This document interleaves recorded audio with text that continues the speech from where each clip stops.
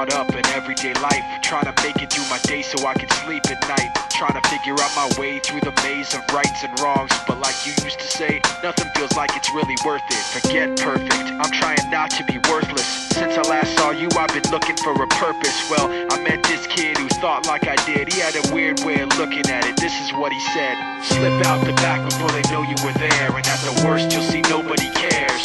Cause you don't wanna be around when it all goes down. Even heroes know when to be scared.